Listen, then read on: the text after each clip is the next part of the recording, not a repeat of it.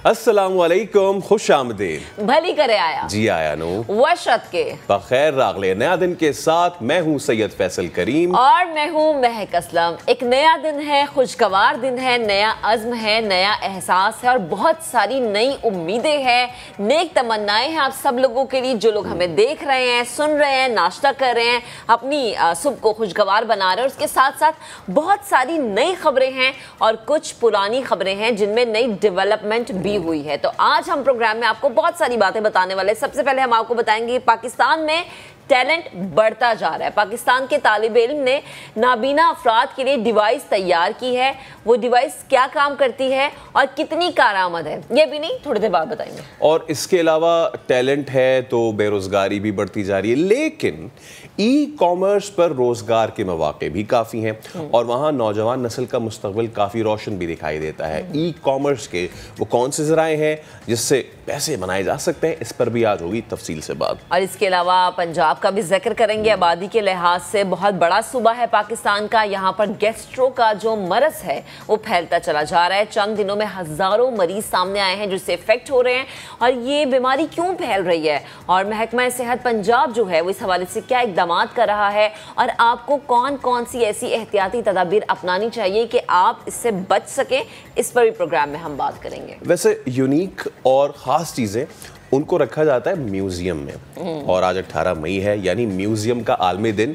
इस पर भी खुसूसी रिपोर्ट आपको दिखाएंगे। और सबसे पहले हम बात कर लेते हैं उस चीज की जिसमें बहुत ज्यादा गर्मा गर्मी देखी गई है। मौसम की जो खुद भी बहुत यूनिक है। मैं मौसम की बात कुछ दिनों बाद जो है ना पाकिस्तान की सियासत को भी म्यूजियम में रखा जाएगा। पलटा खा जाती है एकदम से, समझ नहीं आती हो क्या रहा है भाई। तो मैं पाकिस्तान की सियासत की बात कर रही हूँ। इलेक्शन कमीशन ने पीटीआई के मुनहरिफ अरकान के खिलाफ स्पीकर के रेफरेंस पर फैसला महफूज कर लिया है। फरीकैन को फैसले से पहले नोटिस जारी किए जाएंगे। इस हवाले से आपको अब्बास शब्बीर की रिपोर्ट दिखाते हैं। इमरान खान के खिलाफ बगावत करने वाले पंजाब असम्बली के 25 अरकान की रुकनीत बचेगी या जाएगी? इलेक्शन कमीशन ने चेयरमैन पीटीआई की जानिब से भेजे गए रेफरेंसेस पर समाअत मुकम्मल कर ली। पीटीआई के बागी अरकान के वकला ने दलाइल में कहा, फ्लोर क्रॉसिंग को जाती मफादात और पार्टी में आमरीत से अलग करके नहीं देखा जा सकता। इमरान खान ने परवेज इलाही को वोट देने का कहा था मगर इलेक्शन का बाइकआउट कर दिया गया। यूं पीटीआई के तमाम एमपीएस के खिलाफ कार्रवाई होनी चाहिए थी। परवेज इलाही वज़ीर आला के उम्मीदवार थे, इन्हीं ने बतौर स्पीकर रेफरेंस भिजवाए। ये मफादात के टकराव का मामला है, रेफरेंसेस मुस्तरद किए जाएं। पीटीआई के वकील अली जफर ने जवाबी दलाइल देने के बाद उम्मीद जाहिर की कि फैसला उनके हक में आएगा। ये डिफेंस लेना कि हमें तो पता ही नहीं था कि पार्टी डायरेक्ट क्या कर रही है, कि ये डिफेंस दुरुस्त, जायज़ और मंतकी नहीं है। इलेक्शन कमीशन ऑफ पाकिस्तान ने ये फैसला करना है कि क्या जो डायरेक्शंस थे पार्टी के वो डायरेक्शंस ना फॉलो करने पे एक जो एमपीएस हैं वो डी-सीट हो जाते हैं कि नहीं। समाअत के आखिर में तहरीक इंसाफ के वकला ने पार्लिमानी पार्टी के फैसलों और बागी अरकान को शोकाज नोटिस समेत असल दस्तावेजात जमा कराई। इलेक्शन कमीशन ने फैसला महफूज कर लिया। पहले बताया गया कि फैसला बुध दिन 12 बजे सुनाया जाएगा, बाद में कॉज लिस्ट तब्दील कर दी गई। कमीशन ने करार दिया है कि फैसला सुनाने से पहले तमाम मुतलका फ्रीकैन को नोटिस जारी किए जाएंगे। अब ऐसे में सब बात कर रहे हैं कि मुनहरिफ अरकान का मुस्तकबिल क्या होगा। मुनहरिफ अरकान का वोट तो शुमार नहीं किया जा सकता। हाँ, ताहयात नाअहली पर कानून साजी पार्लियामेंट का इख्तियार ठहरी। आर्टिकल 63A की तशरीह के लिए दायर सदारती रेफरेंस पर सुप्रीम कोर्ट ने राय दे दी है। अदालत के मुताबिक अरकान का इनहराफ पार्लिमानी जमहूरियत को डी रेल कर सकता है। 5 रुकनी बेंच में से 2 जजेस ने इख्तलाफी नोट लिखे। इस हवाले से जुल्करनैन इकबाल की रिपोर्ट देखिए। सुप्रीम कोर्ट ने आर्टिकल 63A की तशरीह के लिए दायर सदारती रेफरेंस में पूछे गए 4 में से 3 सवालात के जवाब दे दिए। चीफ जस्टिस उमर अता बंदयाल की सरबराही में 5 रुकनी लार्जर बेंच ने 3-2 की अक्सरियत से राय दी। अदालती राय के मुताबिक मुनहरिफ अरकान असम्बली का वोट शुमार नहीं किया जा सकता। सियासी जमातें जमहूरी निजाम की बुनियाद हैं। अरकान का इनहराफ सियासी जमातों को गैर मुस्तहकम और पार्लिमानी जमहूरियत को डीरेल भी कर सकता है। मुनहरिफ अरकान वक्ती तौर पर ताहयात नाअहली से बच गए। सुप्रीम कोर्ट ने करार दिया कि ऐसे अरकान की नाअहली के लिए कानून साजी का वक्त आ गया, लेकिन ये इख्तियार पार्लिमान का है। आर्टिकल 63A की असल रूह ये है कि सियासी जमात के किसी रुकन को इनहराफ करना ही ना पड़े। चीफ जस्टिस उमर अता बंदयाल ने सदारती रेफरेंस पर मुख्तसर फैसला पढ़कर सुनाया। अदालत ने मुनहरिफ अरकान की ताहयात नाअहली के लिए दायर तहरीक इंसाफ की आईनी दरखास्त भी निपटा दी। वाज़ेह किया है कि अदालती राय को पीटीआई की आईनी दरखास्त और सदारती रेफरेंस दोनों के दायरा इख्तियार में रहते हुए समझा जाए। सुप्रीम कोर्ट ने अरकान असेंबली को मुस्तकबिल में इनहराफ से रोकने का सवाल अमूमी नोयत का करार देते हुए सदर मुमलिकत को वापस भिजवा दिया। सदारती रेफरेंस पर chief justice Umar Ata Bandial, justice Ejazul Hasan और जस्टिस मुनीब अख्तर ने अक्सरियती राय दी, जबकि जस्टिस जमाल मंदोखेल और जस्टिस मजहर आलम मियां खेल ने इख्तलाफी नोट लिखे। और हुकूमती इत्तेहादी डट गए हैं, किसी भी किस्म का सियासी दबाव कबूल न करने का फैसला कर लिया है। वजीर आजम शहबाज शरीफ की ज़ेर सदारत इजलास में हुकूमत को अगस्त 2023 तक मुद्दत पूरी करने का मशवरा दिया गया है। इंतखाबी इस्लाहात को आगे बढ़ाने पर भी इत्तफाक हो गया है। उस्मान खान की रिपोर्ट में जानिए। वजीर आजम शहबाज शरीफ की जेर सदारत इत्तेहादी जमातों के सरबराहान की अहम बैठक। आर्टिकल 63 से मुतालिक सुप्रीम कोर्ट की राय और सियासी व मुआशी सूरत हाल पर तफसीली मुशावरत की गई। इत्तेहादियों ने किसी भी किस्म का सियासी दबाव कबूल न करने की ठान ली। शुरका का मौक़िफ़ था कि मौजूदा हुकूमत को अगस्त 2023 तक अपनी मुद्दत पूरी करनी चाहिए। इत्तेहादी कायदीन की राय थी कि कौम को जलसों में गुमराह करने वालों की असलियत सामने आ चुकी। इदारों को मुतनाज़ बनाने वाले किसी रियायत के मुस्तहिक नहीं। मुल्क सियासी अफरा तफरी का मुतहम्मिल नहीं हो सकता। शुरका ने इमरान खान की 4 साला कारकर्दगी की हकीकत भी अवाम के सामने लाने पर जोर दिया। कानूनी और इंतखाबी इस्लाहात को भी फौरी आगे बढ़ाने पर इत्तिफाक। वज़ीर आज़म शहबाज शरीफ ने वाज़ेह किया कि मईशत की बेहतरी हम सब की अव्वलीन तरजीह है। सियासी व मुआशी इस्तेहकाम के लिए सबको साथ लेकर चलेंगे। वज़ीर आज़म विफाकी वज़ीर कानून आज़म नज़ीर तारड़ और अटारनी जनरल अशतर औसाफ से भी मिले। आर्टिकल 63 से मुतालिक सदारती रेफरेंस पर सुप्रीम कोर्ट की राय के तनाजुर में आइंदा के लायहे अमल पर गौर किया गया। सुप्रीम कोर्ट का शुक्रिया, मुनर्रिफ अरकान का वोट रद्द किया, पाकिस्तान की अखलाकियात को गिरने से बचा लिया। इमरान खान ने कोहाट जलसे में किया ये खिताब। आर्टिकल 63A की तशरीह से मुतालिक फैसले पर कहा, अब हमें किसी पर एतमाद नहीं रहा। सुप्रीम कोर्ट से दरखास्त है कि शरीफ फैमिली की करप्शन केसेस वो खुद सुने। सुप्रीम कोर्ट का जो फैसला हुआ है लोटों के खिलाफ, सुप्रीम कोर्ट आपका शुक्रिया अदा करते हैं। सुप्रीम कोर्ट ने आज पाकिस्तान की इखलाकियात को गिरने से बचाया। जो लोग अपनी वोट बेचते हैं, अपने लोगों से गद्दारी करते हैं, शुक्र है कि आज सुप्रीम कोर्ट ने उनकी वोट को रद्द कर दिया। हमजा शरीफ, तुमने भी बड़ी देर की अचकन सलवाई हुई थी, उस अचकन को भी रखो। और अब मुझे पूरा पता है कि इंशाल्लाह पंजाब में मुर्गी की कीमतें भी नीचे आ जाएंगी। मैं सुप्रीम कोर्ट से एक और बड़ी आजिज़ी से रिक्वेस्ट करूंगा, शरीफ खानदान के केसेस करप्शन के आप सुने, क्योंकि FIA को उन्होंने तबाह कर दिया और हमें किसी को पर अब एतमाद नहीं रहा, क्योंकि ये डे नाइट रॉबरी है। कोई 1 साल पहले इनको सजा हो जानी चाहिए थी, लेकिन हमारा इंसाफ का निजाम नहीं दे सका। ठीक है, इसी तमाम तरह मामले पर हमें अब हमसे गुफ्तगू करने के लिए हमें ज्वाइन किया है शाह महमूद कुरैशी साहब ने। शाह साहब, बेहद शुक्रिया वक्त देने के लिए। Good morning. हम देख रहे हैं पाकिस्तान की सियासत हर बदलते लम्हे एक नया रुख इख्तियार कर लेती है। खान साहब अपनी बातों पर डटे हुए हैं, हुकूमत अपनी बात पर डटी हुई है। हम क्या देखें कि खान साहब ने कहा था कि अगर 20 तारीख तक नहीं आता फैसला या नहीं इलेक्शन की बात होती तो एक लॉन्ग मार्च का ऐलान किया जाएगा। फिर मुनहरिफ अरकान के हवाले से भी हम देख रहे हैं कि काफ़ी हलचल मची हुई है। आप क्या कॉमेंट करेंगे? पहली बात तो ये है कि मुनहरिफ मेंबरान पर सुप्रीम कोर्ट ने अपनी एक राय कल साबिर फरमाई है। वो एक डिसेंटिंग व्यू भी था, लेकिन मेजॉरिटी जजेस ने अपना फैसला सुना दिया है। उन्होंने क्या कहा है? उन्होंने कहा है कि आर्टिकल 63A को आप इन आइसोलेशन नहीं देख सकते। आर्टिकल 63A को आपने आर्टिकल 17 के साथ पढ़ के देखना है। Overall framework of the constitution आपने देखना है। कॉन्स्टिट्यूशन में ये जो शिक्ष शामिल की गई, इसकी वजह क्या थी, इसकी पीछे सोच क्या थी, ताकि पॉलिटिकल सिस्टम, पार्लिमानी निज़ाम जो है वो गैर मुस्तहकम ना हो और ये खरीद फरोख्त, ये ज़मीर फरोशी जो है ये ना हो सके। उन्होंने आईन में उसका बंदोबस्त किया। सुप्रीम कोर्ट ने जो कल फैसला किया है कि मुनहरिफ अरकान का जो वोट है वो अब काउंट नहीं किया जाएगा, यानी कि वो जो अट्रैक्शन थी लोगों को खरीदने की, लोगों को अपनी तरफ माइल करने की, टिकटों का वादा करने की और वफादारियां तब्दील करने की, उसमें वो कशिश अब नहीं रहेगी। उससे सिस्टम में इस्तेहकाम आएगा, नंबर 1। नंबर 2, उन्होंने कहा, 2 जजेस ने वाकई कहा कि इनको 20 सीट भी होने चाहिए और इलेक्शन कमीशन ने आज फैसला देना है, उसके हम मुंतजिर हैं। लेकिन उन्होंने ये भी कहा कि इसकी सजा के लिए पार्लियामान को कानून साजी करनी चाहिए, और मैं समझता हूँ कि इस पे पॉलिटिकल कंसेंसस रिक्वायर्ड है, ताकि वो लोग कि पीटीआई के टिकट पर मुंतखब होकर जिन्होंने वफादारियां तब्दील की और हमजा शहबाज को वोट दिया, वो न सिर्फ 20 सीट हों, वो एक मुनासिब वक्त के लिए नाअहल भी हों। जब तक ऐसे लोगों के खिलाफ हम बंद नहीं बांधेंगे, हमारे मुल्क में ये ज़मीर फरोशी और खरीद फरोख्त नहीं रुकेगा। एक। दूसरा, आज इलेक्शन कमीशन ने का फैसला देना है। इलेक्शन कमीशन में हमने अपना पूरा मौका पेश कर दिया है, दलाइल मुकम्मल हो गए हैं, जो इन्होंने वोट का इस्तेमाल किया है पार्टी की इंस्ट्रक्शंस के खिलाफ, पार्लिमानी पार्टी में दावत देने के बावजूद वो जो उससे कतराते रहे हैं और इंस्ट्रक्शंस को वायलेट किया और फिर वोट का इस्तेमाल किया।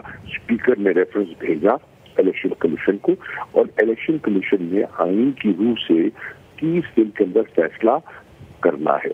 अब इलेक्शन कमीशन ने सारे कवायद, सारे दलाइल सुन लिए हैं और मैं उम्मीद करता हूं सुप्रीम कोर्ट के इस फैसले को सामने रखते हुए इलेक्शन कमीशन एक मुनासिब फैसला हम तवक्को करते हैं देगा, जिससे कि ये जो हमारे मुल्क में डिस्टेबलाइजेशन के फैक्टर जो आया है, इससे जान छूट जाएगी और इस्तेहकाम पैदा होगा और खरीदो फरोख्त पैसे की सियासत को दफनाया जाएगा।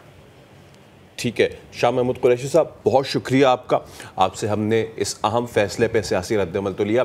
बैरिस्टर अली ज़फ़र साहब हमारे साथ मौजूद हैं, उनको भी खुशामदीद कहते हैं प्रोग्राम में। बैरिस्टर साहब, thank you so much for your time.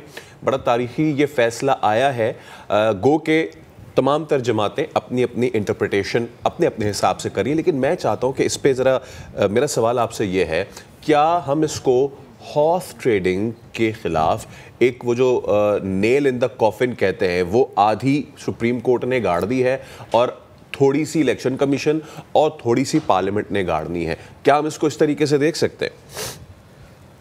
जी, मैं इस पूरा आपसे करता हूँ कि ये एक तारीखी फैसला है, बहुत बड़ा तारीखी फैसला है, लेकिन जहाँ तक आपने कहा कि ये थोड़ा सा नेल इन द कॉफिन डाला गया है, मेरे लिहाज से ये 100% डिफेक्शन को खत्म कर दिया गया है।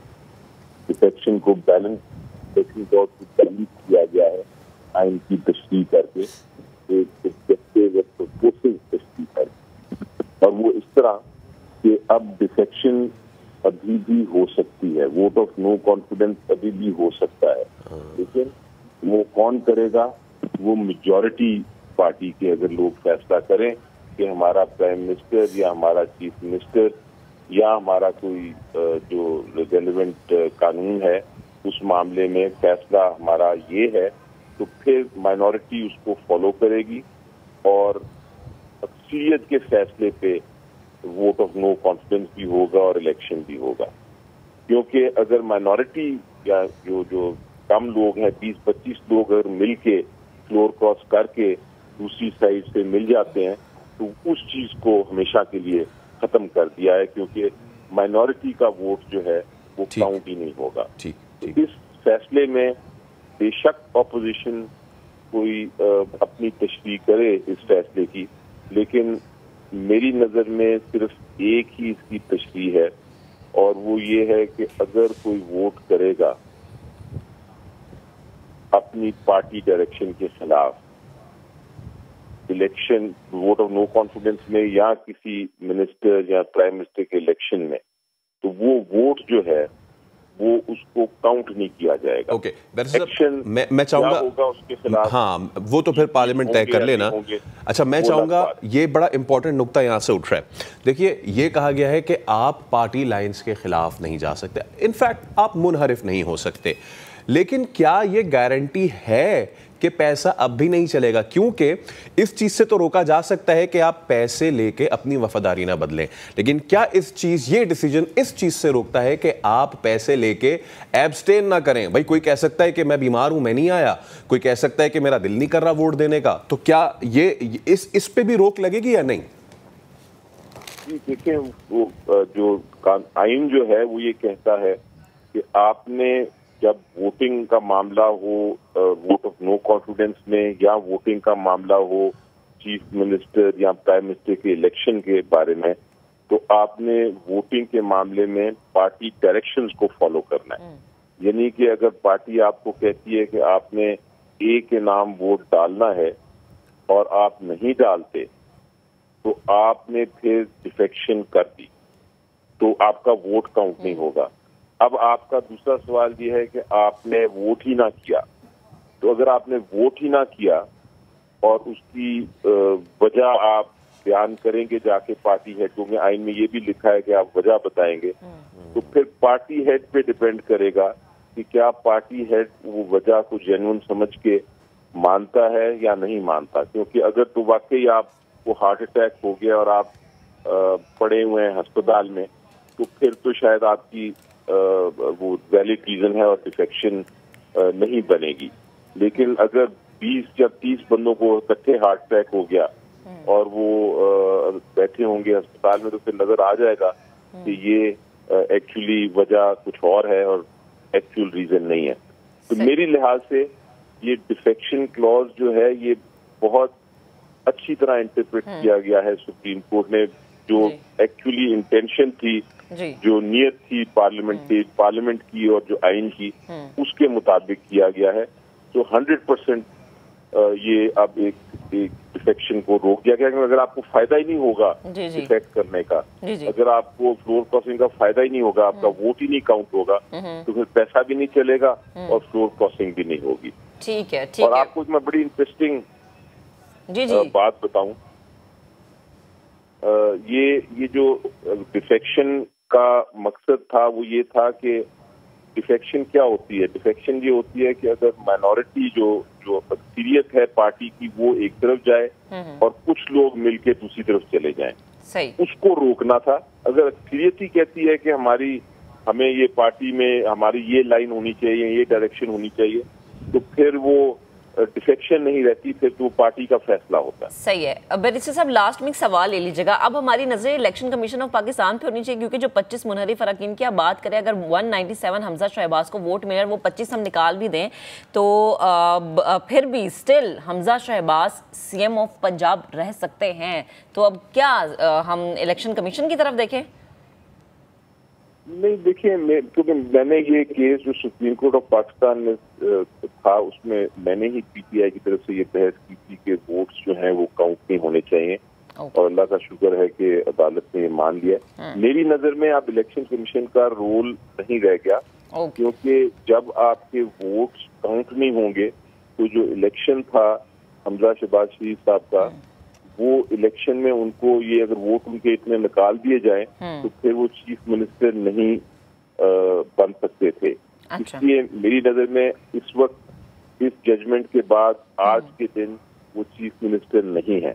अगर वो खुद नहीं छोड़ते तो फिर अदालत में जाना पड़ेगा, हाई कोर्ट में जाना पड़ेगा, और उनको हाई कोर्ट से उनको को वारंटर के जरिए उनको निकालना पड़ेगा फ्रॉम चीफ मिनिस्टरशिप। मेरी नजर में मामला वापस चला गया है 16 अप्रैल पे। सही है। 16 अप्रैल के दिन जो पोजीशन थी जिसमें इलेक्शन अभी होना था चीफ मिनिस्टर का, पोजीशन वहां ही चले गई है। कुछ लोग कह रहे हैं कि शायद बुजदार साहब वापस आ गए हैं। मेरी नजर में बुजदार साहब वापस नहीं आए। अच्छा।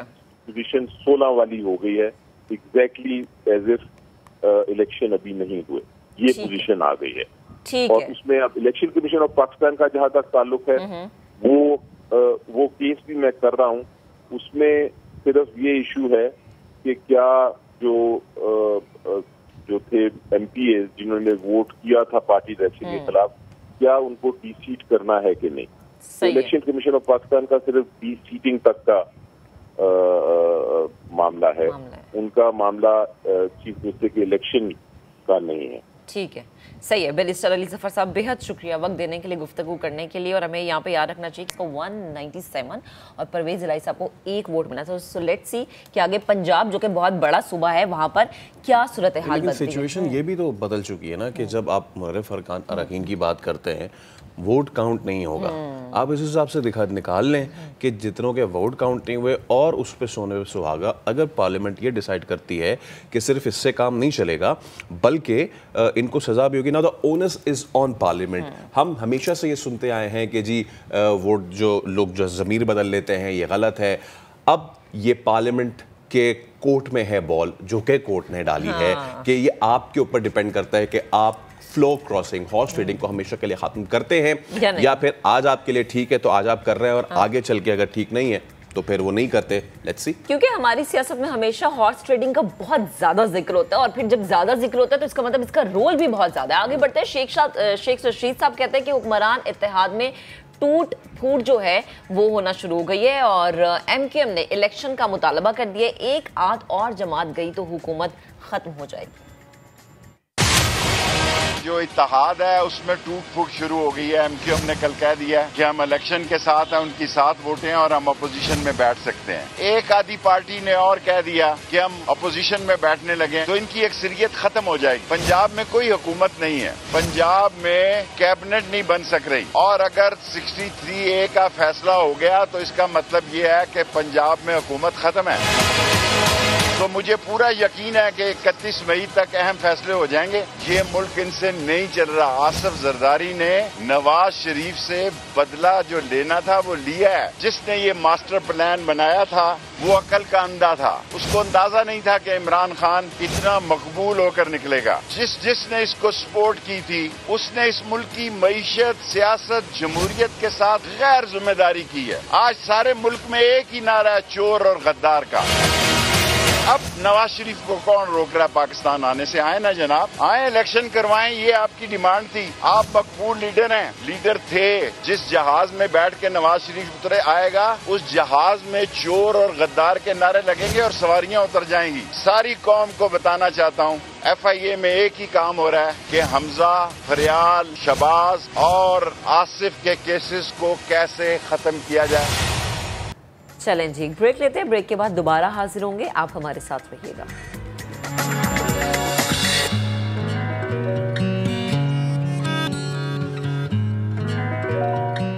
Welcome back. अब कराची का इलाका है माड़ीपुर। यहाँ पर हसास इदारे और CTD ने मारा छापा।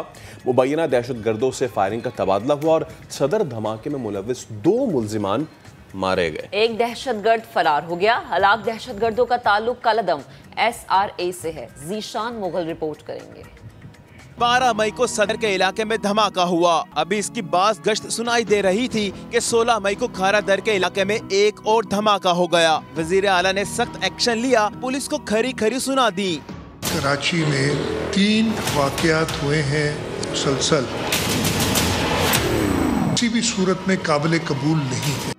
पुलिस होश में आ गई। कानून नाफिज करने वाले इदारों की मदद से CTD ने मारीपुर में दहशतगर्दों का सुराग लगाया। गिरफ्तारी के लिए पहुंचे तो मुल्जिमान ने फायरिंग कर दी। जवाबी फायरिंग से 2 दहशतगर्द मारे गए। कराची शहर में जो रनुमा हो रहे हैं इस सिलसिले में वफाकी साथ इदारा और CTD इन्होंने मुश्तरका इस कार्रवाई में के पीछे लगे रहे। आज अल्हम्दुलिल्लाह बड़ी अच्छी कामयाबी हासिल हुई है। सिंध रेजोल्यूशन आर्मी SRA के ये 2 दहशतगर्द जो अभी डॉक्टर ने हलाकत की तस्दीक की है। हलाक होने वाले दहशतगर्दों का ताल्लुक SRA से था जो सूबे भर में दहशतगर्दी की कार्रवाइयों में मुलविस थे, जबकि मुल्जिमान का एक साथी फरार हो गया। इसमें एक है लड़ीनू और दूसरा है नवाब। ये इनके जो कब्जे से बैग मिला है उसके अंदर डायनामाइट स्टिक, रिमोट कंट्रोल, एक रिसीवर डिवाइस और डेटोनेटर्स और 2 TT पिस्टल्स जिनसे बरामद हुई हैं। कराची में अचानक मुनज्जम होने वाले दहशतगर्दों के नेटवर्क को तोड़ने के लिए पुलिस और कानून नाफिज करने वाले इदारों की कार्रवाइयां जारी हैं। हलाक दहशतगर्दों की लाशें सिविल अस्पताल मुंतकिल कर दी गयी। कैमरामैन मोहम्मद रिजवान के साथ जीशान मुगल, समा, कराची। कराची में दहशतगर्दी के वाक़यात नाकाबिले कबूल हैं। वज़ीर आला सिंध कहते हैं कि हम दुश्मनों को अंजाम तक पहुंचा कर ही दम लेंगे। कराची में एक के बाद 3 बम धमाकों के पीछे अलहदगी पसंद ग्रुप्स निकले। पुलिस ने मुख्तलिफ छापों के दौरान अलहदगी पसंद ग्रुपों के 5 मुश्तबा मुलजिमान को हिरासत में भी लिया है। ब्रेक लेते हैं। ब्रेक से जब वापस आएंगे तो एक होनहार तालिब इल्म से आपकी मुलाकात करवाएंगे, लेकिन ब्रेक के बाद।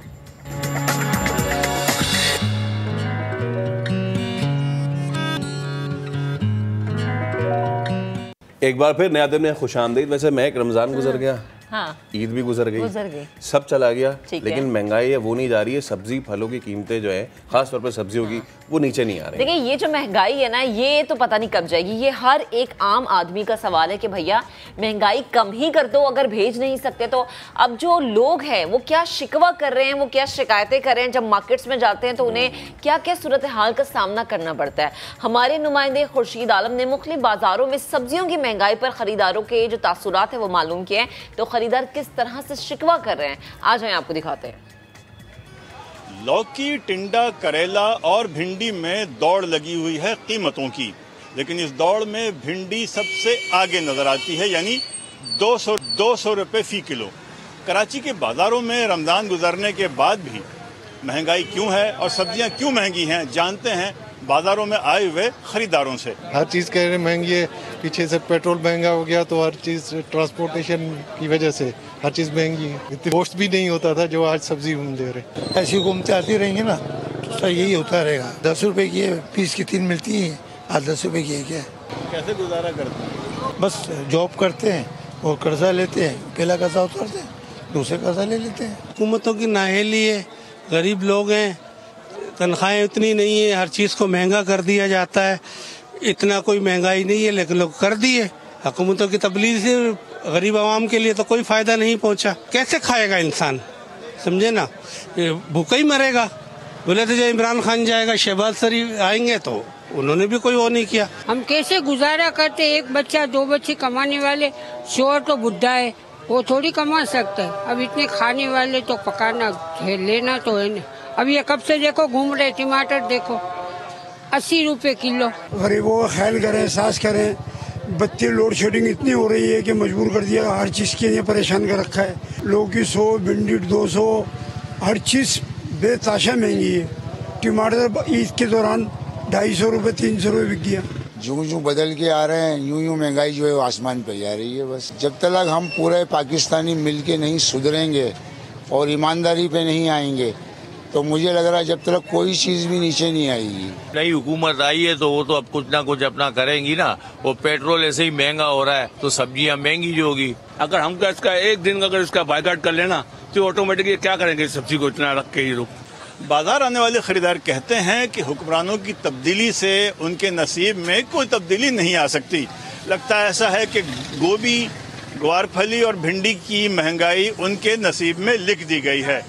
हुक्मरानों की तब्दीली उनका नसीब नहीं बदल सकती। कैमरामैन आतिफ कुरैशी के साथ खुर्शीद आलम, समा, कराची। ये तो वैसे खुर्शीद भाई ने बिल्कुल दुरुस्त कहा कि हुक्मरान जितने मर्जी तब्दील हो जाए, हमारी जो आवाम की किस्मत है, बदकिस्मती से वो किस्मत नहीं बदल सकती। वो क्यों नहीं बदल सकती? क्योंकि जो कंसर्न डिपार्टमेंट है ना, वो चेक एंड बैलेंस रखते नहीं है। बात होती है फैसल कि हम चेक एंड बैलेंस रखेंगे, ये करेंगे, वो करेंगे, डंडे के जोर पे महंगाई कम कराएंगे, लेकिन वो डंडा चलता कब है? वो डंडा शायद उस वक्त चलता है जब वोट की जरूरत। प्राइस कंट्रोल डिपार्टमेंट कहाँ है, कमिश्नर, डीसी कहाँ है, वो जिन्होंने छापे मारने थे, जो लिस्ट निकाल के सो जाते हैं, लेकिन ये आके नहीं देखते कि उस लिस्ट पे चीज़ें बिक भी रही हैं या नहीं बिक रही हैं। खैर आगे बढ़ते हैं, बहुत कुछ नेगेटिव हो गया, अब कुछ आपको अच्छा सा दिखाते हैं। गुलमोहर एक हसीन तरीन दरख्त है जो गर्मियों के मौसम में साया देने के साथ साथ सुर्ख फूलों की चादर ओढ़ लेता है। खूबसूरत दरख्त पर सुर्ख फूल गुलदस्ते की मानंद होते हैं। कराची के कुछ इलाकों में आज भी ये दरख्त नजर आते हैं जो गर्मियों के मौसम में फूलों की बहार से झूम रहा होता है। गुलमोहर एक साहिली दरख्त है जो गर्म इलाकों में परवरिश पाता है। शयान सलीम की खुसूसी रिपोर्ट आपको दिखाते हैं। कराची गर्मी की यके बाद दीगरे आने वाली लहरों की लपेट में रहता है। इसका एक अंसर दरख्तों की कमी भी है। दरख्त की बात हो और गुलमोहर का जिक्र ना हो, ये कैसे हो सकता है? ये दरख्त कराची में गिने चुने रह गए हैं, मगर जो मौजूद है उनकी बात ही अलग है। इस दरख्त की खूबियां क्या क्या है, ये कैसे ग्रो करता है, ये सब आपको इस रिपोर्ट में बताते हैं। एलेक्स रेजिया बेसिकली जो दरख्त है, गुलमोहर का दरख्त, ये है अफ्रीकन जजीरा माडागास्कर का नेटिव ट्री है और ये ट्रॉपिकल और वार्म एंड ह्यूमिड कंडीशंस के अंदर बहुत अच्छा ग्रो करता है।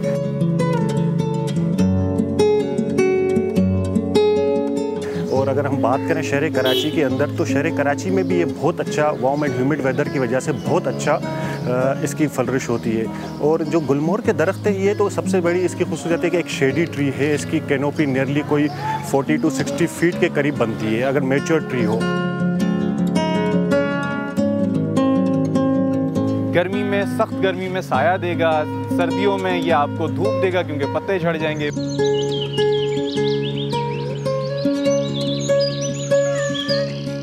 बहार में ये खूबसूरती देगा। और इसके साथ साथ एक और बात इसकी ये है कि ये इंतहाई लो मेंटेनेंस दरख्त है। कोई ज़्यादा इसकी खुसूसियात जो हैं वो मुश्किल नहीं है, आसानी से लगाया जा सकता है, किसी भी माहौल में एडजस्ट हो सकता है। और इसके पीछे एक बड़ी वजह ये है कि ये एक फलीदार दरख्त है। लेग्यूमिनस ट्रीज़ कहलाते हैं ये, जिनकी जड़ों में नाइट्रोजन फिक्सिंग बैक्टीरिया होते हैं जो कि इसको ज़मीन से कुदरती तौर पर खाद फराहम करते हैं। हवाई नाइट्रोजन को ज़मीनी नाइट्रोजन में, नाइट्रेट्स में कन्वर्ट करते हैं और वही नाइट्रेट्स पौधे को ग़िज़ा फराहम करते हैं। इसलिए हम देखते हैं कि गुलमोहर जहाँ कहीं भी लगा है, अगर उसकी देखभाल ना भी हो रही हो तब भी वो बहुत खूबसूरत फूल भी देता है और पत्ते भी देता है। गुलमोहर के हवाले से हमने अब तक 2540 दरख्त लगाए हैं शहर कराची में मुख्तलिफ जगहों पर, और उनकी प्रॉपर केयर भी की है। यही वजह है कि हमारा सर्वाइवल रेट 95% है और अब तक जिस स्ट्रीट में भी जितने गुलमोहर के दरख्त लगे हैं वो तमाम के तमाम मौजूद हैं। दरख्त पूरे पाकिस्तान में मौजूद है। इसके अलावा भारत में, श्रीलंका में, बांग्लादेश में और दीगर कई ममालिक में, पूरी दुनिया में अब जो है ये दरख्त पाया जाता है। मगर ट्रॉपिकल इलाकों में ये बहुत ज़्यादा फ्लरिश कर रहा है और ट्रॉपिकल इलाकों में ये सीड प्रोड्यूस करता है। हमसे पंजाब वाले सवाल करते हैं कि उनके यहाँ फूल तो आता है लेकिन बीज नहीं आता। इसलिए जितना भी पौधा पंजाब में लगाया जाता है, जितने दरख्त इसके पंजाब में लगाए जाते हैं, वो सब कराची से ट्रांसपोर्ट होते हैं, क्योंकि कराची के अलावा इसका ना बीज पैदा होता है और ना इसका बीज स्प्राउट करता है।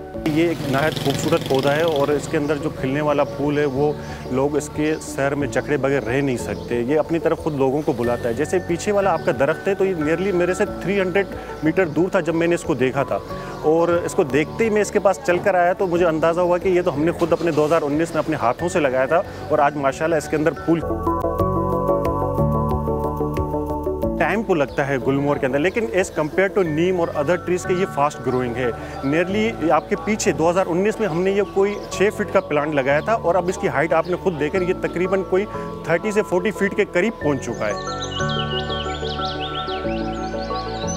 अगर इसके अतराफ में कोई ऊंचा दरख्त या ऊंची बिल्डिंग मौजूद है तो इसकी कोशिश होगी कि ये उससे ऊंचा जाए।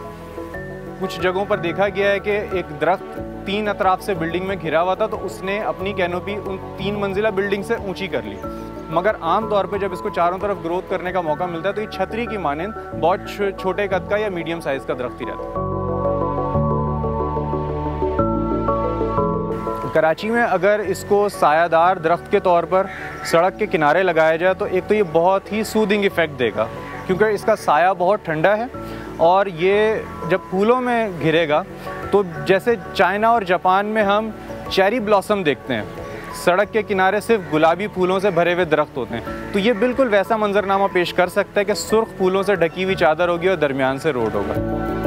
गुलमोहर का शुमार हसीन तरीन दरख्तों में होता है। इसका घना साया जहां गर्मी की शिद्दत से बचाता है, वहीं माहौल को भी खूबसूरत बनाता है। इसलिए हिम्मत करें, बहुत ज्यादा नहीं, एक ही गुलमोहर का पौधा लगाएं, इसकी अच्छी तरह देखभाल करें। इस तरह माहौलियाती तवाज़ुन भी होगा और गर्मी की शिद्दत में भी कमी आती रहेगी। कैमरामैन सनाउल्लाह के साथ शायान सलीम, समा, कराची। लोगों को कोशिश करनी चाहिए कि कराची जैसे शहर में कि जो स्टील और कंक्रीट का जंगल बन चुका है, उसे वहाँ दरख्त ज़्यादा लगाएं। गुलमोहर की मेंटेनेंस इतनी नहीं है, लेकिन हम कर क्या रहे हैं? हाँ, दरख्त तो आग लगा रहे हैं। आग लगा रहे हैं। हम कहाँ आग लगाएंगे? हम मारगला की अगर बात करें जी मारगला की ऑन अ सीरियस नोट, अगर हम मारगला की बात करें, भाई ये मनाजिर देख के लिटरली हमें फील हो रहा है कि जहालत की इंतहा है कि आप अपने जो आपका ये एक खूबसूरती जो आपके मुल्क की है, आप उसको किस तरह से वेस्ट कर रहे हैं। लाइक आप अपनी वीडियोस के लिए जस्ट कुछ लाइक्स के लिए, फैन फॉलोइंग के लिए आप अपने इस तरह की जंगलात को आग लगा रहे हैं। सिर्फ खूबसूरती की बात नहीं है, पाकिस्तान वो मुल्क है जो क्लाइमेट चेंज, ग्लोबल वार्मिंग के हवाले से सबसे ज्यादा खतरनाक करार दिया जा रहा है। यहाँ आपको कहा जा रहा है आपके ग्लेशियर्स पिघल रहे हैं, यहाँ आपको कहा जा रहा है, अभी आप देखें जिस सीजन में बर्फ होती थी शिमाली इलाकों में जहां आप जा नहीं सकते थे, वहां बर्फ पिघल रही है और सीजन से पहले वहां सीजन स्टार्ट हो रहा है। कोई अच्छी बात नहीं है, हमें इसकी फिक्र करनी चाहिए, इसकी फिक्र तो गुजरा। हम क्या कर रहे हैं जी, 10 सेकंड, कितने 10 सेकंड, 20 सेकंड, 30 सेकंड की वीडियो के लिए आपने आग लगा दी। अब इस पे देखना, ये FIR तो हो गई है, सजा होनी चाहिए। अच्छा देखिए फैसल, एक और चीज है, आग लगा, आपने जंगलात को तो तबाह किया, जो बेचारे परिंदे हैं, उनके जो घोंसले हैं, उनके जो बच्चे हैं, वो तक जल गए हैं। जब वहां पे इन्वेस्टिगेशन की गई है तो वो इस तरह जले। प्लीज खुदारा अपने मुल्क पे रहम करें, अपने आप पे रहम करें। चलें जी, एक ब्रेक लेते हैं, ब्रेक से जब वापस आएंगे मजीद बात करेंगे, हमारे साथ रहिएगा। आप बनाती टिकटॉक?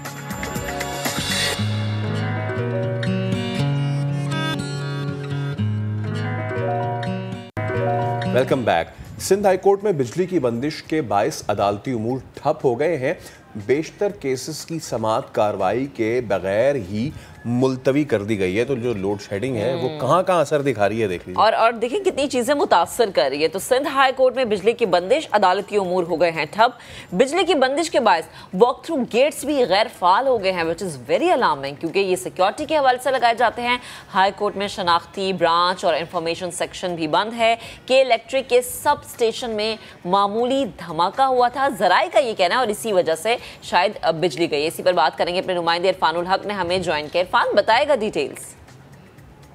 देखिए आज सुबह से ही सिंध हाई कोर्ट में बिजली नहीं है और जो हाई कोर्ट की इंतजामिया है उन्होंने इलेक्ट्रिक से भी राब्ता किया है और इलेक्ट्रिक का ये कहना है कि कुछ फॉल्ट हैं जिसकी वजह से हाई कोर्ट की बिजली मुअत्तल है। और इसके अलावा जो मुतबादिल बिजली का निज़ाम है हाई कोर्ट का वो भी मैसर नहीं है। जो जनरेटर है हाई कोर्ट के वो काम नहीं कर रहे और उसका नतीजा ये हुआ है कि बहुत बड़ी तादाद में जो साइलिन आते हैं उन्हें मायूसी का सामना करना पड़ा है। बेशतर मुकदमात की समाअत नहीं हो सकी है क्योंकि ये तमाम जो कमरा अदालत हैं यहाँ के कमरे हैं अब वो सेंट्रलाइज इसी हैं, मगर क्योंकि एडिशन बंद होने की वजह से तमाम ब्रांचेस भी बंद हैं और जो शनाख्ती ब्रांच है वहाँ भी काम रुक गया है जहाँ पर दरख्वास्तें दायर की जाती हैं पिटिशन ब्रांच में, वहाँ भी काम बंद है। इसके अलावा जो इंफॉर्मेशन डेस्क है वो भी बंद है। ठीक है इरफान, आपका बेहद शुक्रिया। आगे बढ़ते हैं। आज है 18 मई। हर साल ये दिन अजायब घरों के आलमी दिन के तौर पर मनाया जाता है। इस दिन को हर साल किसी न किसी थीम के साथ रिलेट किया जाता है। इस साल की थीम है द पावर ऑफ म्यूजियम और आई थिंक अगर ये जो थीम है से हम अगर फैसल अंदाज़ा लगाएं तो जो म्यूजियम को मसाइल होते हैं, जो मुश्किलात होती हैं, आई थिंक उसका अहाता किया जाता है पाकिस्तान में सिर्फ। अच्छा बाकी पूरी दुनिया में किस तरीके से मामला चलाए जाते हैं, पाकिस्तान में क्या सिचुएशन है, हमारे नुमाइंदे खुसूसी रेहान अहमद ने निशानदेही की है अपनी रिपोर्ट में, आपको दिखाते हैं। नेशनल म्यूजियम ऑफ पाकिस्तान मुल्क के मुख्तलिफ शहरों में मौजूद इस अंदाज के इदारों में एक इनफरादी मुकाम का हामिल है। इस म्यूजियम में मजमूई तौर पर 12 गैलरियां मौजूद हैं जो हमारे खित्ते की तारीख के मुख्तलिफ अदवार की बेशकीमत अशिया अपने अंदर छुपाए हुए हैं। म्यूजियम में मौजूद गंधारा आर्ट गैलरी गंधारा तहजीब की आईनादार है। गंधारा तहजीब पाकिस्तान के शुमाली इलाकों से ताल्लुक़ रखती है। इस तहजीब के निशान हमें 1वीं सदी ईस्वी से लेकर 5वीं सदी ईस्वी तक मिलते हैं। क़याम पाकिस्तान के बाद शुमाली इलाकों से बुद्ध मत के पैरोकारों के बनाए हुए जो नादिर फनपारे मिले थे उनकी बड़ी तादाद इस गैलरी में नजर आती है। में से हर फन पारा अपने बनाने वालों की जहानत और महारत का अक्कास है। अजायब घर हमारे आज और आने वाले कल के लिए बहुत अहमियत के हामिल हैं, क्योंकि अजायब घर आज के इंसानों को माजी का अक्स दिखाकर मुस्तकबिल की सोच देते हैं। हमारे लिए ज़रूरी है कि अपने बच्चों को अजायब घरों की अहमियत से आगाह करें। कैमरामैन इम्तियाज़ अली के साथ रेहान अहमद, समा, कराची। चलें जी आगे बढ़ते हैं और अब आपकी मुलाकात करवाएंगे एक ऐसे टैलेंटेड तालिब इल्म से जिन्होंने नाबीना अफराद की मुश्किल कर दी है आसान। इन्होंने एक ऐसी डिवाइस तैयार की है जो नाबीना अफराद के लिए आंखों का काम करेगी। बिल्कुल, और इस डिवाइस को इस्तेमाल कैसे किया जाता है, ये ख्याल इन्हें कैसे आया और नाम क्या है इसका, इन्हीं से जानते हैं। अली मोहम्मद हमजा खान हमारे साथ मौजूद। अली अस्सलाम वालेकुम। कैसे हैं आप? खैरियत से? अल्हम्दुलिल्लाह, आप सुनाएं? ठीक है। अच्छा हमजा, ये मुझे बताएं कि कैसे ख्याल आया ये डिवाइस बनाने का और कितने अरसे में बनाई आपने ये? बिस्मिल्लाहिर्रहमानिर्रहीम। सबसे पहले अल्लाह का जितना भी शुक्र अदा किया जाए कम है। बेसिकली ये पिछले साल की मतलब बात है, जब रमज़ान का महीना था, तो उन दिनों में मैं जब नमाज़ पढ़ने जाया करता था तो एक ब्लाइंड पर्सन थे और उनके साथ एक रिलेटिव आते थे, मे भी उनके सन थे, तो वो उन्हें असिस्ट करते थे, ले जाते थे। फिर पाँच नमाज़ों के बाद घर ले जाना, तिलावत कुरान। तो मुझे एक रियलाइज़ हुआ, एक फ़ीलिंग आई कि यार मतलब ये किस तरह कितना मुश्किल हो जाता है एक बंदे के लिए कि वो कि असिस्टेंट उसको ज़रूरत है। तो मैंने सोचा कि क्यों ना फाइनल ईयर प्रोजेक्ट में इसी को ही लाया जाए। तो फिर मैंने जब सोचा तो मैंने एक ऐसा चीज़ मेरे जहन में आई कि क्यों ना एक ऐसी डिवाइस बनाई जाए जो हैंग किया जाए और उसके सामने कोई भी ऑब्जेक्ट आए, कोई भी ऑब्स्टिकल आए, तो वो उसे डिटेक्ट करके वॉइस फीडबैक पे बता सकते। अच्छा, ये आपने लास्ट मंथ यानी रमज़ान में ये सोचा और इसको बनाने में मतलब मैक्सिमम कितना टाइम था लगा? लास्ट ईयर रमज़ान में मैंने अच्छा, लास्ट ईयर रमज़ान में, यानी पूरा एक साल अगर हम एक साल, तो इसमें 6 मंथ्स मुझे लग गए थे। अच्छा, तो ये अभी तक लाइक किसी भी ब्लाइंड पर्सन ने यूज़ की है या आपसे ये ख़रीदी गई है या मंगवाई गई है? बेसिकली सबसे पहले तो ये था कि ये एक मेरा FYP प्रोजेक्ट, तो ये प्रोटोटाइप था। तो अब जो है इससे, क्योंकि अब जैसे लोगों ने काफ़ी इसे वायरल किया और लोगों ने काफ़ी कांटेक्ट भी किया, तो इंशाल्लाह इसे मार्केट में भी उस लिहाज से लाया जाए। ठीक है, आई थिंक इसको अगर ठीक है। अच्छा, इस डिवाइस के हवाले से भी ज़रा बताएगा। एक तो चीज़ ये किस तरह से आवाज़ है, और मैं चाहूँगी कि हम लाइव भी इसको हम करें कि लाइक अगर मैं आंखें बंद करके कहीं खड़ी हूँ, मेरे सामने कोई ऑब्जेक्ट आ रहा है, तो क्या आवाज़ सुनने के लिए मिलती है? अब इसमें बेसिकली ये है कि ये डिवाइस जब ब्लाइंड पर्सन पहनेगा तो उसके सामने कोई भी ऑब्स्टिकल है, ये बेसिकली AI बेस्ड है। अच्छा, ठीक है, आर्टिफिशियल इंटेलिजेंस बेस्ड है। तो इसके सामने कोई भी ऑब्स्टिकल आता है, अब इसमें मैंने इंड्यूस कराएं, मतलब मॉडल्स इसमें इंड्यूस कराने पड़ते हैं कि आपकी जो कस्टमर की डिमांड है वो क्या है। कस्टमर की डिमांड के मुताबिक उसको जो अगर वो घर पे रहता है तो घर में क्या क्या चीज़ें हैं, तो उसके मॉडल्स इसमें इंड्यूस कराए जाते हैं। सही है। तो मैंने इसमें इंड्यूस किए हैं वो मॉडल्स।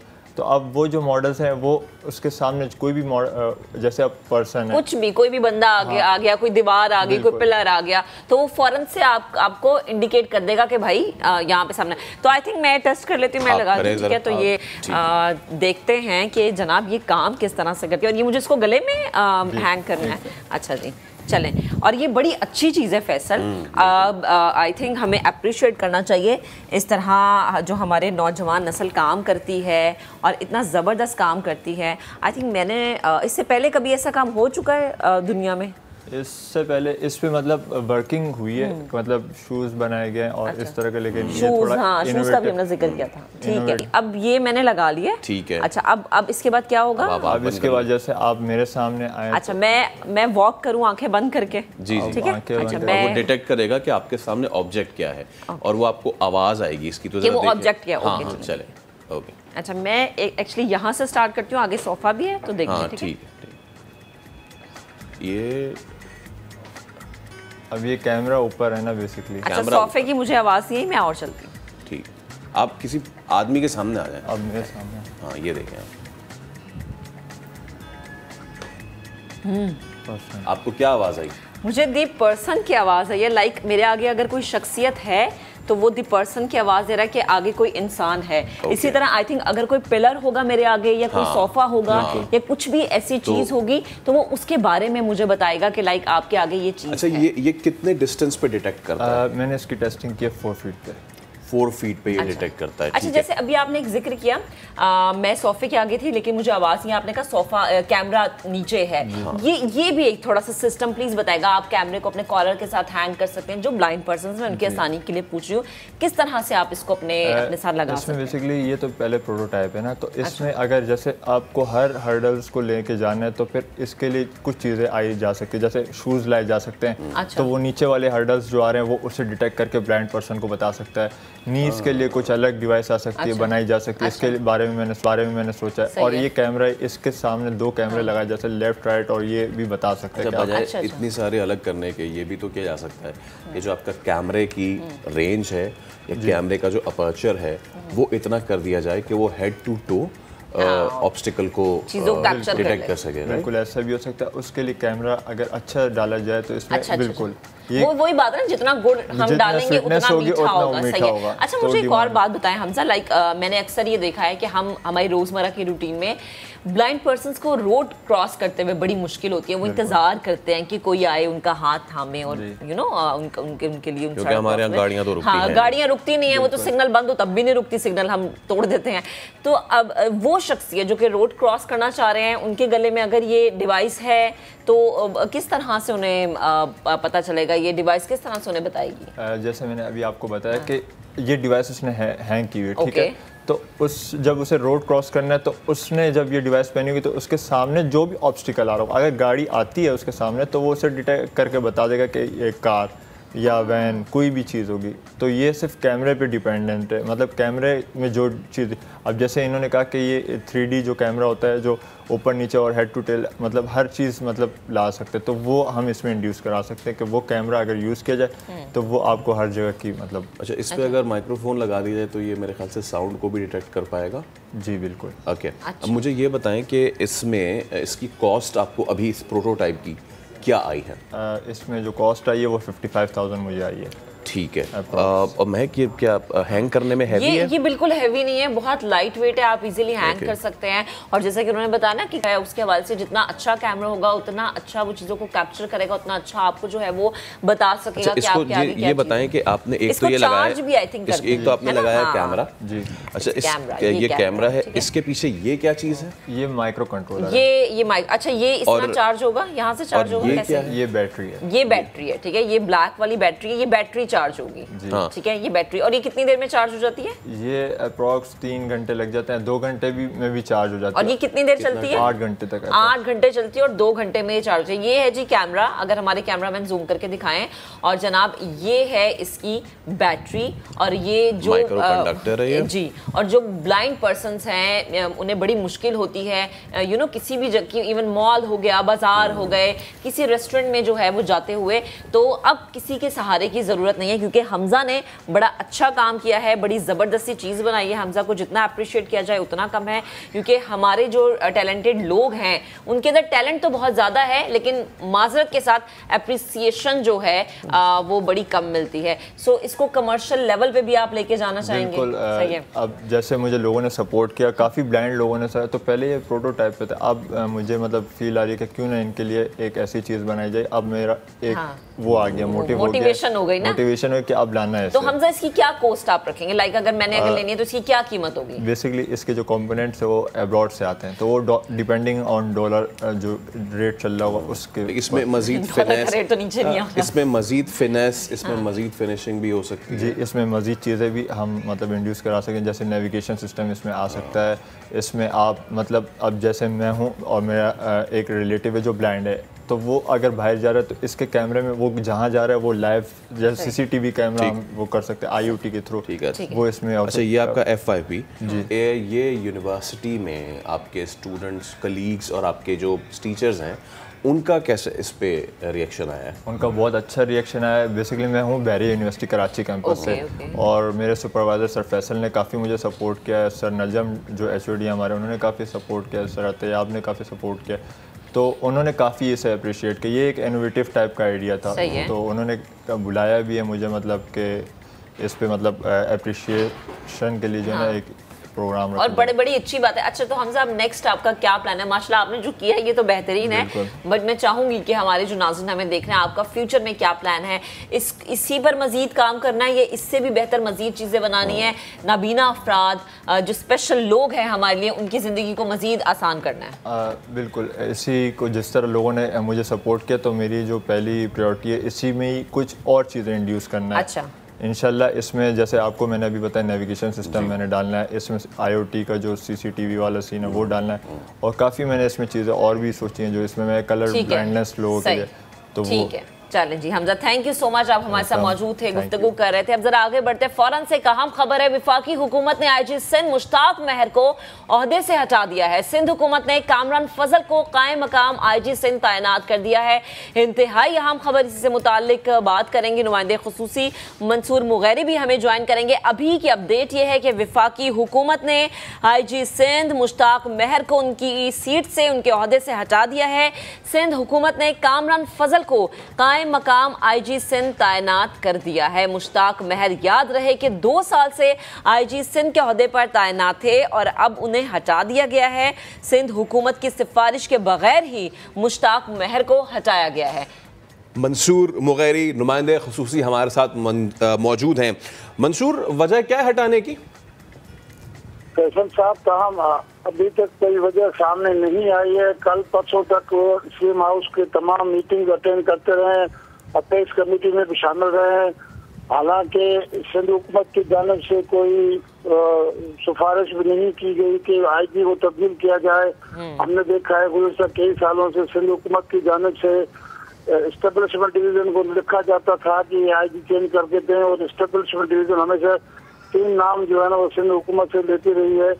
लेकिन इस बार जो है उन्होंने ना तो जी सिंध हुकूमत की जानिब से कोई लेटर भेजा गया, और अचानक कल रात ही ये फैसला हो गया इसको रिपोर्ट कराने का।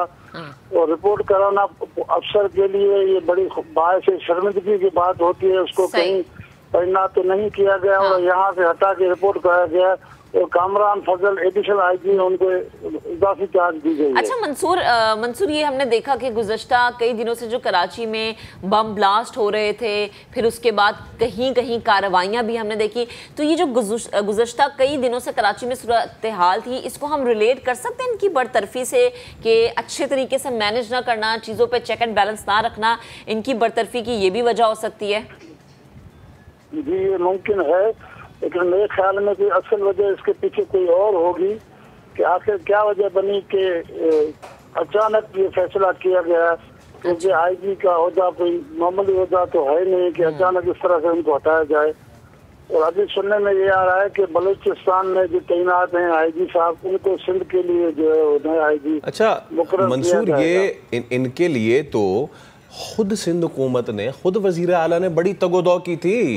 इनका अपना टेन्योर बड़ा एडवेंचरस रहा है। वो छुट्टी वाले मामलात, वो लोगों के इनके सपोर्ट में खड़े हो जाने वाले मामलात, लेकिन आन की आन में इनको हटा दिया जाए। जी फैसल साहब, आप दुरुस्त कह रहे हैं कि सिंध हुकूमत ने इसको तैनात कराने के लिए वफाकी हुकूमत से, जब इमरान खान की हुकूमत थी तो अच्छा खासा इनके दरमियान इख्तलाफ पैदा हो गया था, और 1-2 माह तक ये मुश्ताक महर को IG तैनात नहीं करा रहे थे। और उसके तैनाती के 6 माह के बाद, अगर आपको याद हो, हम अपने नाज़रीन को बताते चले कि इनका एक एहसास इदारे के अफसर के साथ मसला भी हुआ था, जो इनको वहाँ पर बुलाया गया था, जिसपे सिंध हुकूमत ने सख्त एहतजाज किया था कि हमारे IG को अगवा किया गया है। अगर आपको याद हो, हम अपने नाज़रीन को बताएं कि मुश्ताक महर के लिए वज़ीर आला सिंध और दीगर जो सिंध गवर्नमेंट है, उन्होंने स्टैंड लिया था कि हमारे IG के साथ नारवा सलूक किया गया, तो उसके बदले में एहसास इदारे के अफसरान को यहाँ से हटा दिया गया था। लेकिन मुश्ताक महर काफी टाइम से सिंध हुकूमत के साथ अच्छे सेटिंग के साथ चल रहे थे। हल्के फुल्के इख्तलाफात तो होते रहते, लेकिन इस तरह की कोई बड़ी बात अभी तक सामने नहीं आई है कि क्या वजह है कि इसको अचानक तब्दील किया गया है। तो मंसूर, ये भी बताएगा कि कोई मंजूरी नज़र शख्सियत जिनका नाम आपने सुना हो, या अंदर की खबर कोई ऐसी हो कि किसी शख्सियत को अपनी मर्जी से इस सीट पे बिठाना चाहते हो? ये अभी तक ज़राए ने तस्दीक नहीं किया, लेकिन कोई बात है, जैसे जैसे थोड़ा वक्त गुजरेगा तो पता लग जाएगा कि असल बात क्या है, किसकी नाराजगी की वजह से इसको रिपोर्ट कराया गया है। रिपोर्ट कराना एक बहुत बड़ी बात से शर्मिंदगी होती है अफसरान के लिए, और इतने बड़े सीनियर लेवल के ग्रेड 22 के अफसरान को। अगर कुछ लोगों का कहना है कि ये जाना चाह रहे थे, लेकिन अगर जाना चाह रहे थे तो उसकी कहीं और जगह पे तैनाती करते तो बात समझ में आती कि इसको किसी और जगह पे आईजी लगाया गया कि यहाँ फेडरल सेक्टर लगा दिया गया। ठीक है मंसूर, आप हमें अपडेट कर रहे थे इतनी अहम खबर, बेहद शुक्रिया आपका। इस ब्रेकिंग न्यूज़ से पहले हम आपको बता रहे थे कि जो हमारे स्टूडेंट्स हैं वो कितने होनहार हैं, उन्होंने जो डिवाइस तैयार किया है, लेकिन जो हमारे बुज़ुर्ग हैं वो भी भाई किसी से कम नहीं है, क्योंकि मुल्तान के डॉक्टर मोहम्मद हनीफ चौधरी हैं, उन्होंने 91 साल की उम्र 91 ईयर्स इस उम्र में उन्होंने पंजाबी ज़बान में PhD डिग्री मुकम्मल की। ओह वाह, डिग्री मुकम्मल होने पर घर वाले भी खुशी से निहाल हो गए हैं। इस हवाले से मजीद जानते हैं, हमारे नुमाइंदे मोहसिन अली ने हमें ज्वाइन किया। जी मोहसिन। जी बिल्कुल, इल्म और इश्क उम्र की हदें मुकर्रर नहीं करता है, ये बात सच साबित किया है मुल्तान के डॉक्टर मोहम्मद हनीफ चौधरी ने, जिन्होंने 91 साल की उम्र में पंजाबी के अंदर PhD की डिग्री मुकम्मल कर ली है।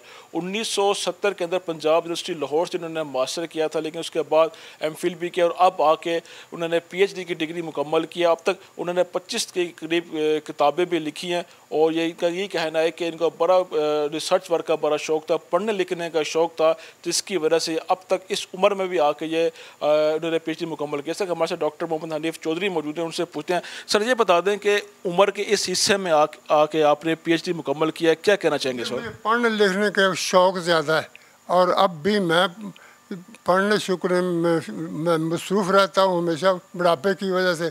इस सिलसिले में मेरे बच्चे, मेरी बहू बहुत मेरी बड़ी मदद कर रहे हैं, और बाज़ दफ़ा तो ऐसा होता है कि मुझे किसी चीज़ की ज़रूरत भी पड़ भी जाए, किसी किताब की कुछ ज़रूरत भी पड़ जाए तो मुझे किताबें भी फराहम कर देते मेरे बच्चे। बिल्कुल, आपने इनकी बात यही कहना था कि इनको पढ़ने लिखने में इनके जो बच्चे हैं, उनके पोते पोती हैं, उनका बड़ा हाथ है। जो भी रिसर्च वर्क की ज़रूरत होती थी वो उनको प्रोवाइड करते हैं, जिसकी बिना पर उन्होंने यह PhD की डिग्री पर मुकम्मल कर ली है। तो हमारे नुमाइंदे हमें अपडेट कर रहे थे कि तालीम का हुसूल के लिए लोग जो है वो उम्र नहीं देख रहे, लेकिन हमारे मुल्क का मसला ये है कि जिनको मामूर किया हुआ है तालीम बांटने पे, तालीम देने पे, उनका हशर आप देखें, किसी का नाम गलत है, किसी की तस्वीर गलत है, ये बोर्ड का अमला है, और इसकी नाअहली ने मैट्रिक के तलबा के लिए कंप्यूटराइज्ड एडमिट कार्ड को ही इम्तिहान बना दिया है। समा की नुमाइंदा जमजम सईद बोर्ड ऑफिस में मौजूद हैं, उनसे मजीद जानेंगे। जमजम बताएगा इस वक्त क्या सूरत हाल है, आपकी जो गुफ्तगू हुई है क्या कहना है? नाम गलत, तस्वीर गलत, ये हमारे मुल्क का मुस्तकबिल है, जिनका अपना मुस्तकबिल तबाही के दहाने पर है। बिल्कुल, कराची मैट्रिक बोर्ड के तहत आज 10वीं जमात का कंप्यूटर का पर्चा लिया जाएगा पहली शिफ्ट में, जबकि दूसरी शिफ्ट में 9वीं जमात का जर्नल ग्रुप का जो है वो पर्चे लिए जाएंगे। इस वक्त बोर्ड ऑफिस में मौजूद हूँ, और इस साल चूँकि कंप्यूटराइज एडमिट कार्ड का जो है वो जारी किए गए थे स्टूडेंट्स को, लेकिन ये सिस्टम जो है वो कुछ कारामद साबित नहीं हुआ। उसकी वजह यह है कि गुज़िश्ता रोज़ जब हमने देखा तो एक जो है वो तालिबे इल्म का एडमिट कार्ड जो था वो तलबा को दे दिया गया था कि जाएं और पर्चा देकर आएं, और आज जब हमने देखा, आज जब हम बोर्ड ऑफिस आए तो यहाँ पर हमने ये इशू देखा कि लड़की को एडमिट कार्ड जारी तो कर दिया गया है, लेकिन इसमें जिस लड़की की तस्वीर है वो कोई और है, लेकिन उम्मीदवार यहाँ पर कोई और है। उम्मीदवार के वालिद मेरे साथ मौजूद हैं, उनसे बात करेंगे। सर बताइएगा क्या कहेंगे, बेटी को एडमिट कार्ड तो मिल गया बड़ी मुश्किलों से, लेकिन तस्वीर इसमें कोई और है। जी हमने एडमिट कार्ड तो ले लिया, लेकिन जाकर देखा तो तस्वीर दूसरी थी। फिर वहाँ जाकर सेंटर में गए तो बोला ये तो तस्वीर चेंज है, वो नहीं होगा। फिर वापस आए, फिर कल हमने यहाँ पे बात की तो बोला कल सुबह आ जाओ, तो हम इंशाल्लाह चेंज कर। अभी बात की है, बोला एक बंदा आया हो, दूसरा बंदा नहीं है, बंदा आ जाए दूसरा तो हम आपको चेंज करके देते हैं। अच्छा, एक बंदा है कैमरामैन कामरान, अगर मेरे अकब में आपको ये मनाजिर दिखाएं तो दूसरा पर्चा आज जो है वो लिया जाएगा, लेकिन इंतज़ामात जो हैं वो हमें जूं के तू नज़र आए। बहुत सारे स्टूडेंट्स ऐसे हैं जिन्हें अब तक जो है वो एडमिट कार्ड ही का सबसे बड़ा इस वक्त मसला जो है वो एडमिट कार्ड का चल रहा है। इस वक्त भी स्टूडेंट्स की कतार लगी हुई है, जिसमें टाइम तो दिया जाता है कि एडमिट कार्ड मिल जाएगा, लेकिन ताहाल एडमिट कार्ड जो है मुकम्मल तौर पर स्टूडेंट्स को मिलने में में नाकाम है बोर्ड ऑफिस। जी ठीक है जमजम, आपका शुक्रिया। वैसे ऐसा होना नहीं चाहिए क्योंकि हम देखते हैं ये रिवायत एक बरकरार है, कई सालों से चलती आ रही है। शायद अब कुछ तब्दीली आ जाती, लेकिन नहीं, वैसे ही हो रहा है जैसे कि हमेशा तलबा के साथ होता है। अभी एक ब्रेक लेते हैं, ब्रेक से जब वापस आएंगे मजीद बातें करेंगे।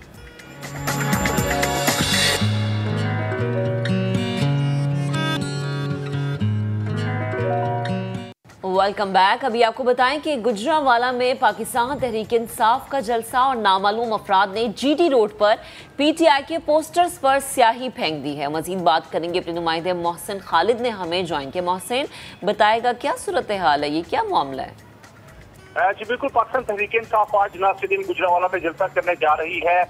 इमरान खान आज शाम को यहाँ पे खिताब करेंगे, लेकिन अभी जीटी रोड पे जो तशहीरी पोस्टर्स लगाए गए थे जलसा के हवाले से, वहाँ पे जो इमरान खान की तस्वीर है उन पे स्याही जो है वो फेंक दी गई है।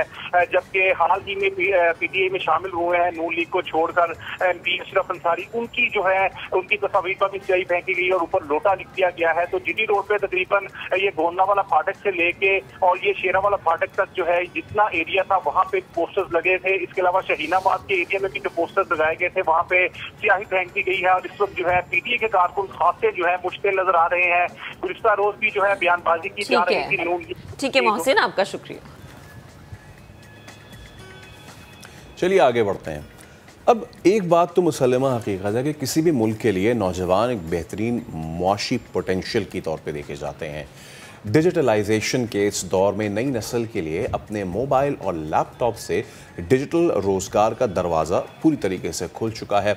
अब अमेज़ॉन पर गुज़िश्ता साल होने वाला जो बिज़नेस है वो लगभग 400 अरब डॉलर्स था, और पाकिस्तान ने मैं गुज़िश्ता माली साल के लिए इस शोबे से पता है कितने एक्सपेक्ट कर रहे हैं, 2 अरब डॉलर्स कमाए, और इस साल का जो हदफ है वो 5 अरब डॉलर्स जो है वो मुकर्रर कर रखा है। देखिए ये एक ऐसी चीज़ है जिससे आप सिर्फ कमाएं, और इसको कमाने के लिए आपको ज़रा सब्र और तहम्मुल की भी ज़रूरत होती है। इस शोबे में मज़ीद क्या इम्कानात हैं और बेरोज़गार नौजवान के लिए ये जो शोबा है कितनी बड़ी उम्मीद की किरण है, ये हम जानेंगे। हमें ज्वाइन कर चुके हैं हाफिज़ अहमद साहब। अस्सलाम वालेकुम, कैसे हैं आप? अल्हम्दुलिल्लाह। अच्छा, ये जो हमारी नौजवान नस्ल है ना, कहती है अमेज़ॉन बड़ा एक टाइम पे बड़ा चर्चा रहा जब पाकिस्तान इस लिस्ट में आ गया था। तब मुझे याद है कि हमने एक प्रोग्राम किया, उस वक्त लोगों को समझ नहीं आती थी कि आप अपने कारोबार को यहाँ पे रजिस्टर कैसे करवा सकते हैं।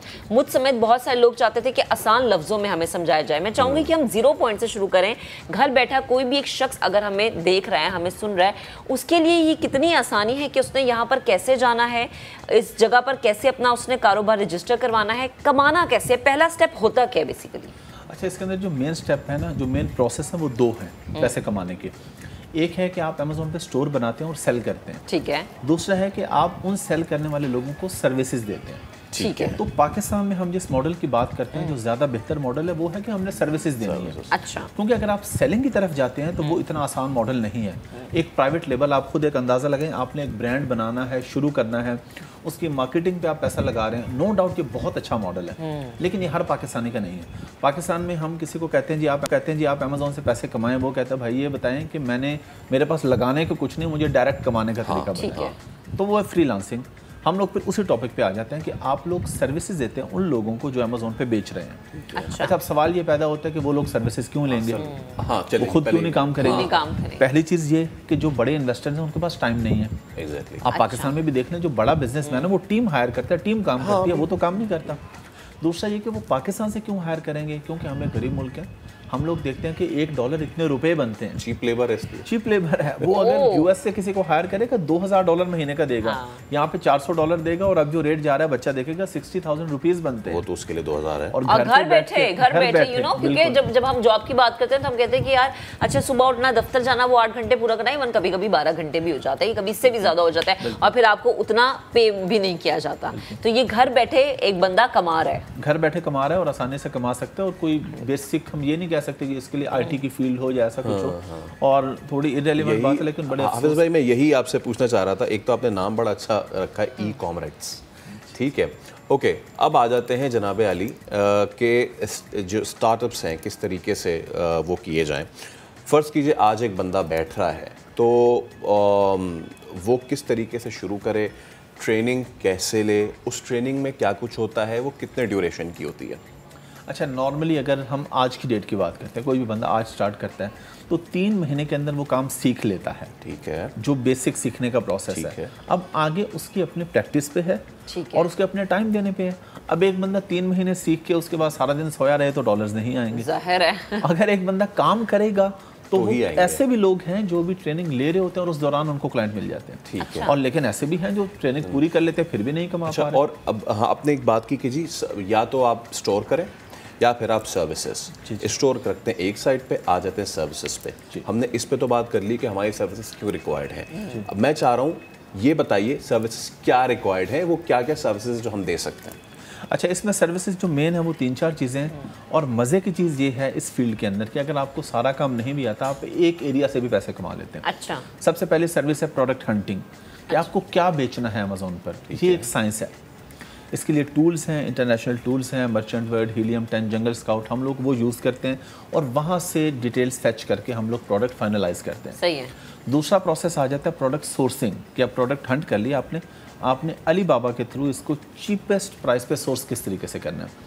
फिर हम आ जाते हैं इसको जब लॉन्च करते हैं तो स्पॉन्सर ऐड फेसबुक पे अब सब लोग देखते हैं, PPC हम इसको बोलते हैं टेक्निकल टर्म में, पे पर क्लिक। अमेज़ॉन की है पे पर क्लिक। फिर एक आ जाते हैं इसमें लिस्टिंग क्रिएशन या कंटेंट राइटिंग। ठीक है। आपने जो प्रोडक्ट लिस्ट करनी है उसके साथ ऐसा क्या लिखना है कि आने वाला बायर वो कीवर्ड टाइप करे तो 1000 लोग बेच रहे हैं, आपसे क्यों खरीदेगा, आपसे क्यों, आपकी इमेज बहुत अच्छी होनी चाहिए। बिल्कुल, कंटेंट अच्छा होना चाहिए। अब इसमें एक तो वो बंदा है जो $400 ले रहा है और पूरी सर्विसेज दे रहा है। ठीक है। एक ऐसा भी है कि आपका क्लाइंट आएगा, वो कहेगा जी मेरे पास सब कुछ है, मुझे बस आप इसका कंटेंट लिख के दे दें। तो जिन लोगों की कम्युनिकेशन स्किल्स या इंग्लिश बेहतर है वो कंटेंट लिख के दे सकते हैं। अच्छी है। अच्छा, अब राइटिंग स्किल इसके साथ लिंक नहीं कर रही है। ऐसा नहीं कि ये अमेज़ॉन VA का काम नहीं है कंटेंट लिखना। हाँ। ये प्रोफेशनल कंटेंट राइटर का काम है।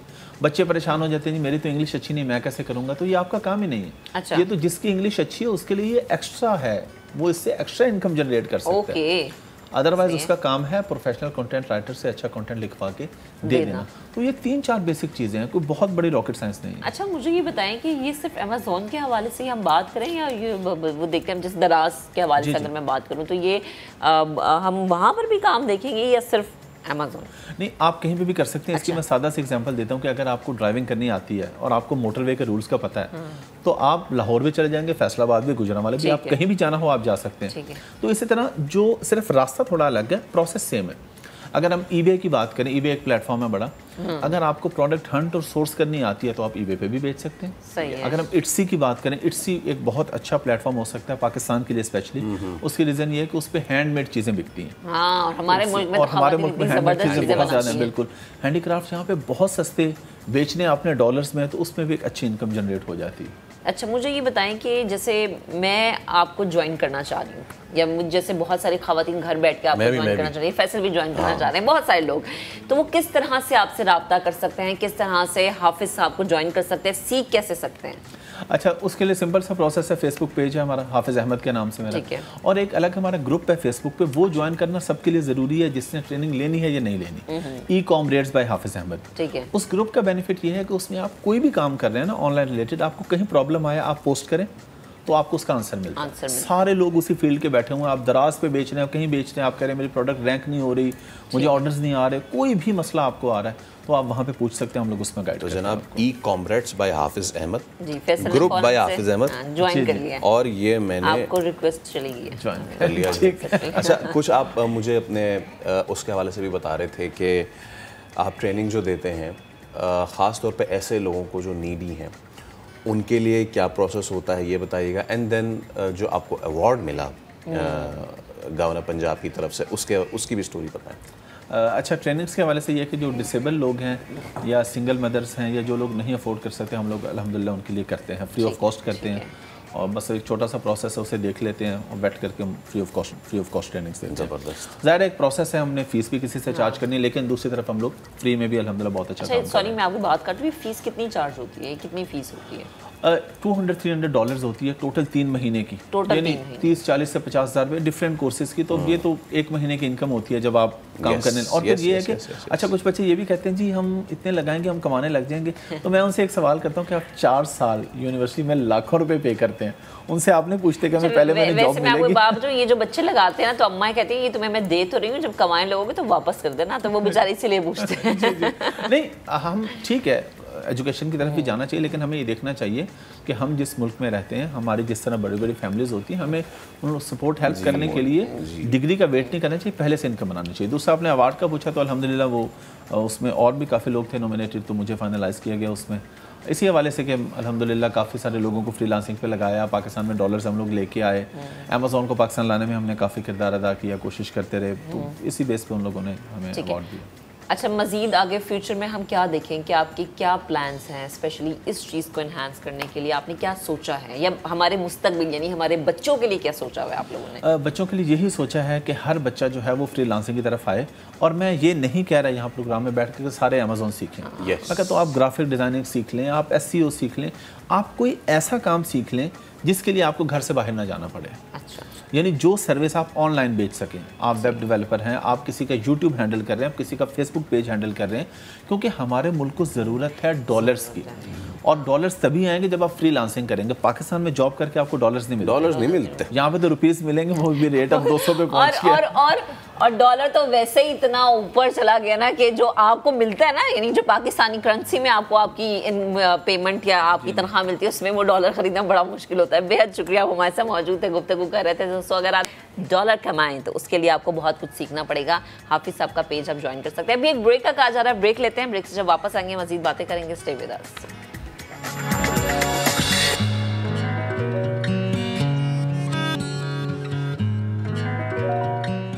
Welcome back. करेंसी मार्केट की अगर आपको अपडेट दें तो रुपए की बेकदरी के तमाम रिकॉर्ड टूट गए हैं। पहली बार $1 $197.25 की बुलंद तरीन सतह पर जा पहुंचा है। मजीद बात करेंगे अपने नुमाइंदे सैयद रिजवान आलम से। रिजवान बताइएगा। ठीक है, रिजवान से भी गुफ्तगू करेंगे। अभी आपको बता रहे हैं कि मुल्क की बुलंद तरीन सतह पर इस वक्त डॉलर का रेट पहुंच चुका है। करेंसी मार्केट्स में रुपए की बेकदरी के तमाम रिकॉर्ड टूट गए हैं। रुपया धड़ाम से आके ज़मीन पर गिरा है और पहली बार हमने देखा है कि $1 जो है $197.25 की बुलंद तरीन सतह को छूता हुआ नजर आ रहा है। सिर्फ एक माह के दौरान डॉलर $15 से ज़ायद महंगा हुआ है। आगे बढ़ते हैं। हम सबको पता है कि मुल्क में तालीम की कमी है, हमारा लिटरेसी रेट जो है वो कहाँ पे है, वी ऑल नो। ऐसे में बड़ा मामला स्कूल से बाहर बच्चों का है, यानी जो बच्चे स्कूल की उम्र में स्कूल नहीं जा पाते। वजह फीस नहीं दे पाना, कम उम्र में घर को संभालना। जो बच्चे माली मुश्किलात की वजह से स्कूल नहीं जा सकते, उनको स्कूल की तरफ लाना एक बड़ा ज़बरदस्त काम है जो एक बड़ी यूनिक सी तंजीम है वो कर रही है। अब बेहतरीन तरीके से ये काम किया जा रहा है, तो इसी पर हम बात करेंगे।